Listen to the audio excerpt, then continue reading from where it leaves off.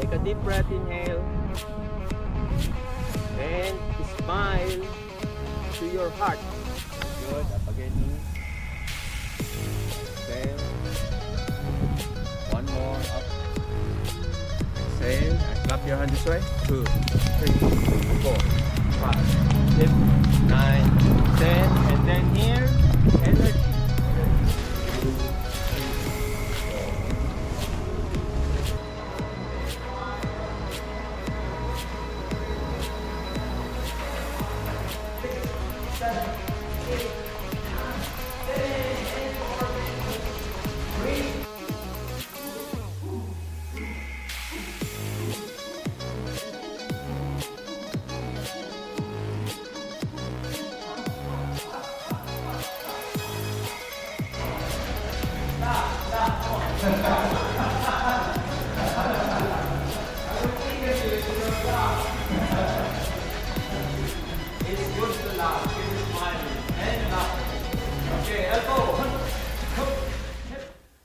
What we can give to us and to others is that joy and love.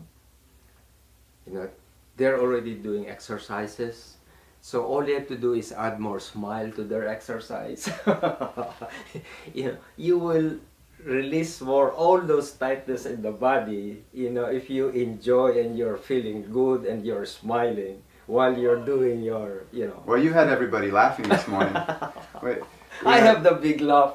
yeah, but everybody was laughing and moving when we did the movement in the morning with well, we're all making the all teams. those funny, you know, movement and funny sound.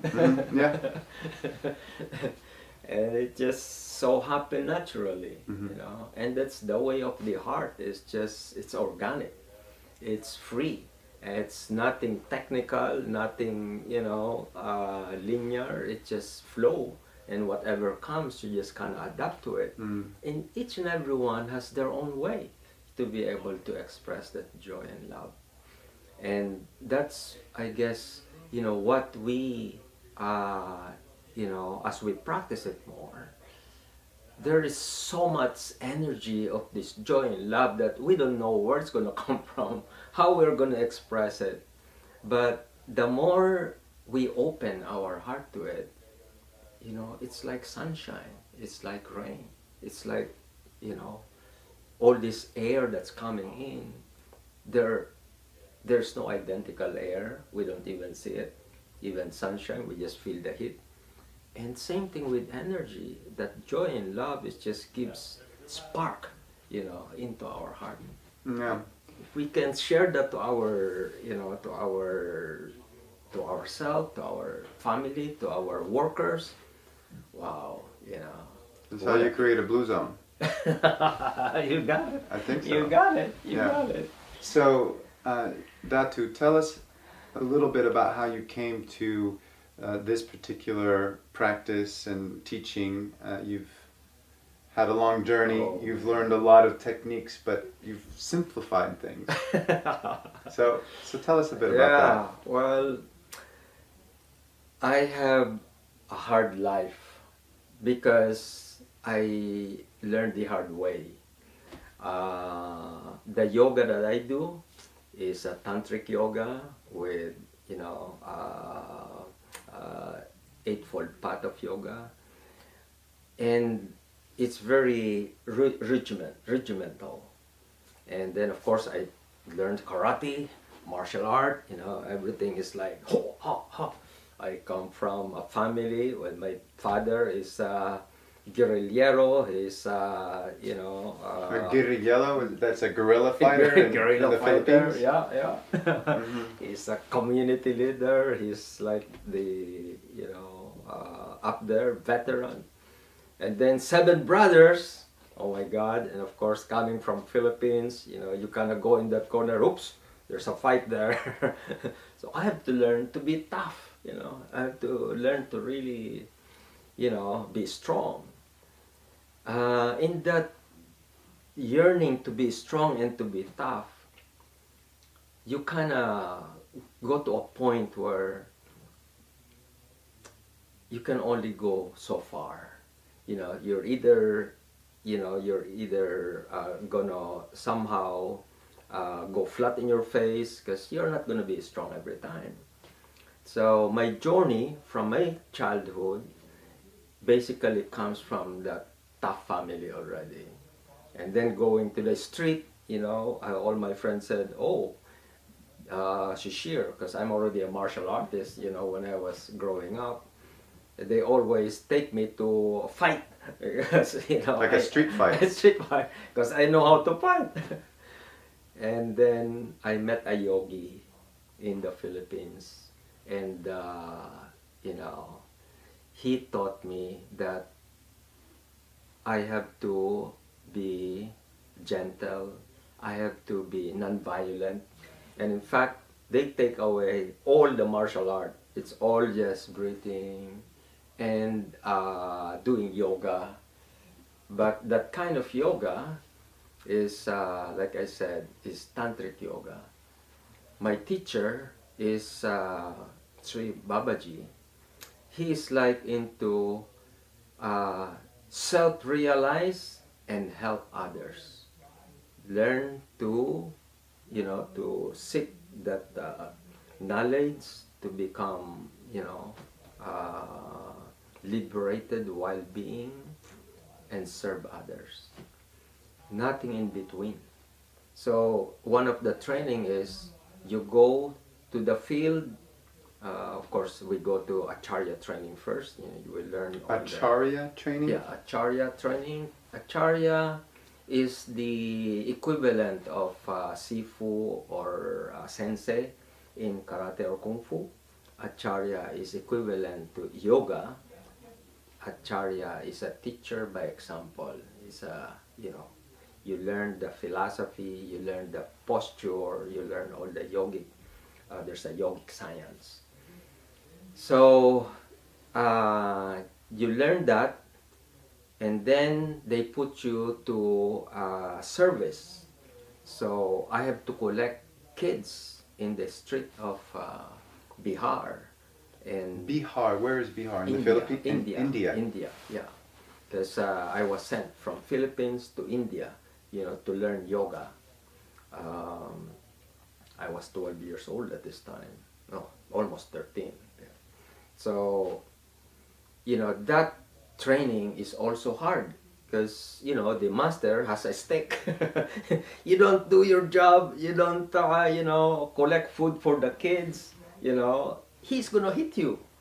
So you have to, that's part of, and of course, once he hits you, "Oh, thank you, master, thank you." Because you say, "Oh, the master hit me," that means he's cleansing my, he's cleansing my karma. So you kinda, live in hardship and poverty. This, I call it the this kind of yoga is, I call the kickboxing of yoga. It's tough. Very tough, very tough. And of course, when he passed away, I miss him dearly. Another teacher came up, Master Findi, and he's the opposite. His technique is more from qigong, and for more of energy work. And he's like, "Oh no, just relax, just enjoy and smile." So opposite that, I started saying, "Is he crazy?" When I learned you have to, do it the hard way to be able to become, disciplined, quieten the mind and all of that. But I started doing it with doubts in my mind because he's even younger than me, and he doesn't even call himself teacher. He just, kind of loosey, relaxed kind of teacher. But I started adopting that way where, oh, he said, "Touch my heart and smile and just, let the brain kind of go away." And holy cow, my heart just opened up. I did not realize that my heart actually has that intelligence. And for a while, I was just smiling so much that I'm even crying. I can be teaching, my heart goes up, because the heart is like, it's a living organism, eh? Once you touch it, oh, it kind of vibrates also. When it It's responsive. yeah, yeah, you say something good, oh, yeah, it goes like that. I'm not used to that. I'm not used to kind of smiling in my heart. It's almost like, very, very timid. But now I cannot stop myself anymore. Now we can't stop. I think a lot of people find it a little bit strange at first. We're not accustomed to giving attention to our heart. It's not Yes, encouraged yes, very yes, much. yes. And I'm not used to it. At one point, I'm even crying. Whenever I feel joy, just because one person commented and said something that's great to me and it touches my heart. I said, I cannot, I have to kind of, pass and go to the washroom and say, wash myself, because I feel like, man, why am I so happy? Why am I so, why am I crying? Then I just realized that, you know what? I think this is true to everyone. If you feel happy, if you touch your heart, it's just going to grow, because your heart is the center of feeling. Then you're happy and just accept that. If you're crying, accept that. There's nothing to worry about. And this is the beginning of me. I said, man, I have to, practice more heartfulness. Because I am foreign to this. And so then I was able to accept. Now I just spontaneously, talk from the heart. Whatever I can do, whenever I do presentation, whenever I meet someone, even my training changed. Before it's like, rigid. Now it's joyful. Yeah. So I call it mind, body, heart training. Heartfulness is similar to mindfulness. It's just the approach is more to the heart than to the mind. So mind, body, heart training, you've been sharing this all over the world. And Yes. you have Yeah. you have some you have a farm in the Philippines, Oh, and you have your sister in Virginia. Virginia. So tell us a little bit about Yeah. what you've been doing to share your teaching and how it's been received. Well, as you know, I am Michelangelo in the movie Ninja Turtle, master, instructor, 10th degree, this and that. Arnis Kaliskrima, stick fighting, knife fighting. All of that is basically, kind of, that's just me now. I even don't use Arnis anymore. I call it harness. Harness. H. Heartful harness. Heart. Even yoga, I call it now heartful yoga. And even my meditation is called smiling heart meditation. Because I really emphasize the heart in everything that I do. So I felt that, it took me so long to be able to speak from the heart, work from the heart. I don't want to have to pass it on to others that, hey, you know what, you have to knock your head first and get to this and get to that. You can just now simply go to your heart and smile there and touch it and just feel, So we don't have to go to a monastery in India at 13. Jail. We don't have to Hollywood. go to Hollywood. We don't have to be a martial arts master. Lost, get into crisis financially, family. You don't have to do all of that, because there's a simple way, and that is the heartful way. And you know how easy it is, how simple it is you can just be sitting down here. You're just right here. Yes, just right here. And just touching your heart and smiling and breathing and quietening the brain and just staying there in that joyful, happy, smiling to you, not even to anyone else. but just to you. Just sending that joy and love, and be thankful, be grateful, and just breathe that air of love and joy. Wow. I mean, better than going to Disneyland. Oops, Disney. Universal Studio. Those are all great, but the real joy is here in our heart. We don't have to go anywhere. No, but you can take that with you when you go to Universal Okay. Studios, when you're waiting in line. Probably have better double happiness. Double happiness. The happiest place on earth is right here. It's right here. It's Yeah. right here. Yeah. Yeah. Everything that we are pursuing in life, we're educating ourselves, we're pursuing a career, we're trying to achieve greatness and success and all that. It's right here. What do you say to people who believe or say that it's very hard to be happy? That they can't be happy because there's so many challenges between them and happiness. Yeah. Well, I'm the one. I went through that. That's why, I don't want people to go to the same path as I did, because everybody can be happy. I mean, just look at the child, just look at the kid. We are a kid once. And we smile. Just one spark of that smile can multiply to thousandfold.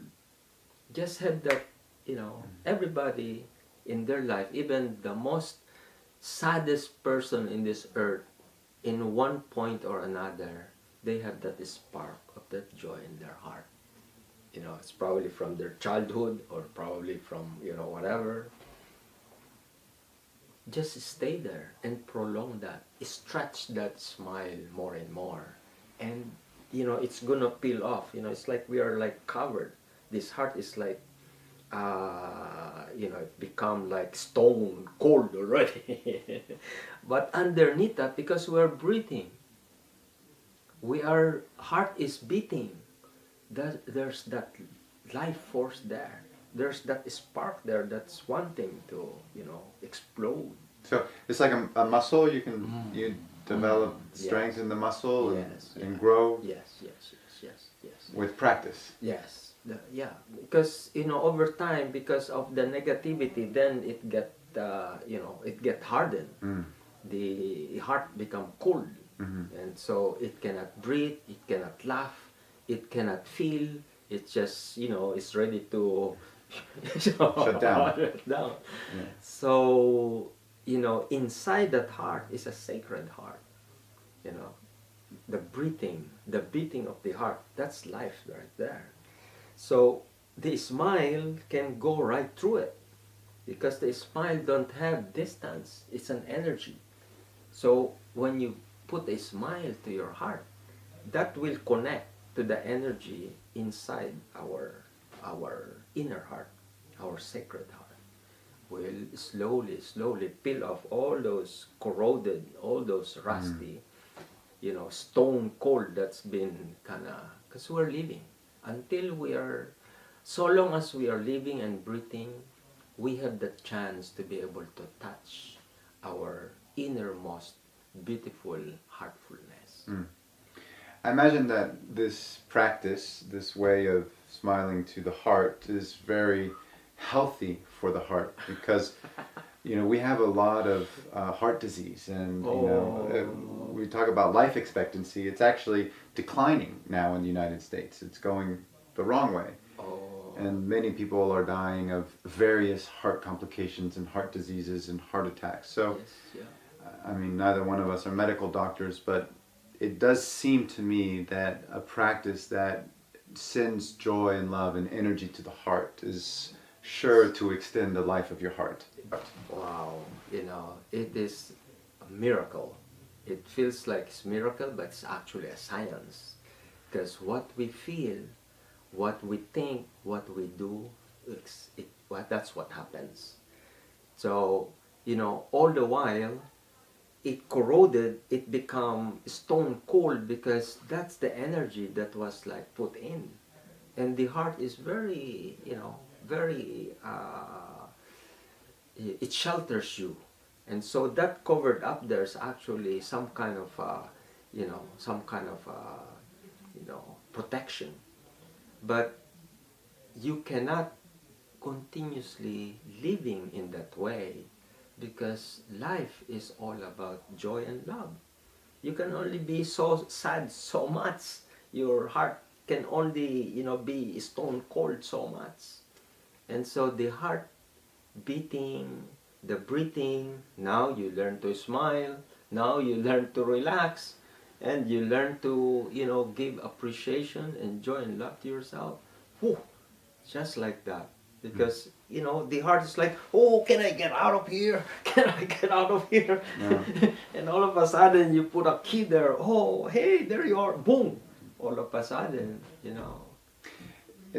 We've been learning a nonviolent communication with Jenny, who's teaching a communication workshop for us, and it reminds me of what you're saying because a big step in the nonviolent communication process, once you've identified the feelings that are arising in you, maybe there's a conflict, maybe there's some stressful communication, and you're exploring how does that make you feel.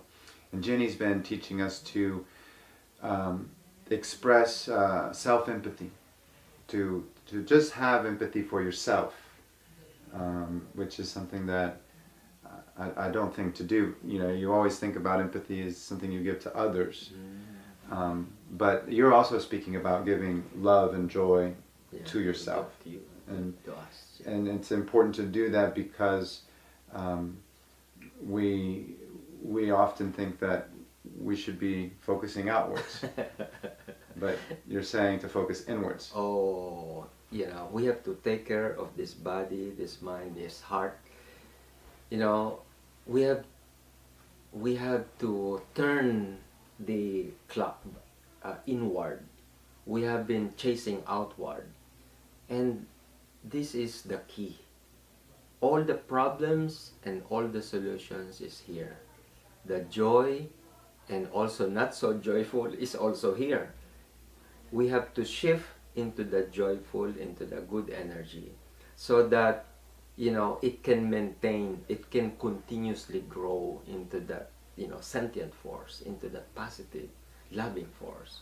Because it's an energy. You can be loving and joyful now, but then you switch into some not so good, it's also gonna be changing itself. So continuously, you have to like polishing every day. That's where training comes in. So we have to meditate every day. We have, put a good energy into our mind every day, quieten it down, keep smiling to our heart, every day. We have to continuously do that. Because the moment we stop, then, Something else can come in. Yeah. Wow. Wow. So maybe just in closing, if you can share with us what are your hopes and for Cherry Lake and how this practice can grow, and what do you see for yourself in the future? Wow, that's awesome. Well, again, there's reason why we are here. I love what you do, and if there's anything that I love more is to be able to create Cherry Lake, to be able to share, the heartfulness, the plants that you have here, the people that you have here, to be able to have this, you know, uh, to be adopted, like I have a farm.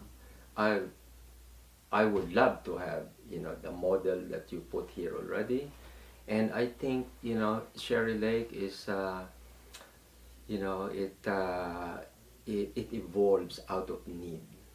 Nowadays, I don't see, maybe you may be the first one that's adopting heartfulness into your, workforce, into your, everybody talks about it. Everybody talks about wellness, everybody talks this and that, they do yoga, they do fitness and all that. But, you are, or Shirley, you got me here, you have other instructors here and you're open to growing it more. I think, this is what people needs today. We need more Cherry Lake, all over the place. And if we can, I love to be part of you, to grow together. I go all over the place, and what they're missing is what you have here. We have different instructor, we have workforce, we have, projects going on, but having, a whole team, a whole vision, to be able to bring that joyfulness, that heartfulness, being able to get the workers to experience that and to actually practice it. I mean, it's it's a winner. Yeah, it's a winner. Yeah. It's a winner, I think it would be for anyone who adopts the model. And we want to do good for our employees, for our people. That's our service mission is to do as much as we possibly can. And we know that we have to create a successful organization that is sustainable, that is profitable, in order to support and sustain these jobs, Yes. into the future. Yeah. So we're not going to do anything that's going to limit the business's ability to succeed financially. Yeah. But the financial success of the business is not the purpose of the business. The purpose of the business is to do good in the world. Yes. Whether it's through the environment and the landscapes and the food that we're involved with, but maybe most importantly to my heart is to provide value for all of the people who are a part of this organization, and to promote wellness. I think it is a winner. I think it is a winner, and if we can do it, I'm sure that organizations of all shapes and sizes can do it as well. Yes. And Yes. it's Yeah.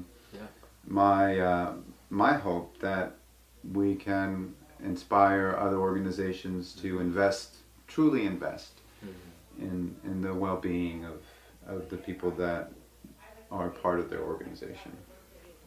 That's the only way. That's the only way. It's the world had changed. We have to now care for one another. We have to have that love and joy. We have to be more in the heart. And the more we can,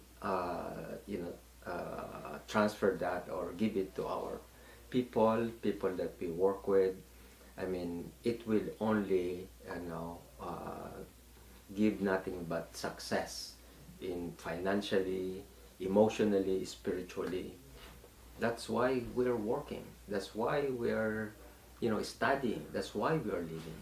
It's to find that joy, that love, that wellness in our mind, in our body, in our heart. And Shirley, oh wow, hey, I'm with you. Wow, thank you so much for being with us. Awesome, And awesome. I'm sure a lot of people will enjoy this talk. Oh man, thank you, man. Kawabunga, dude. Ha!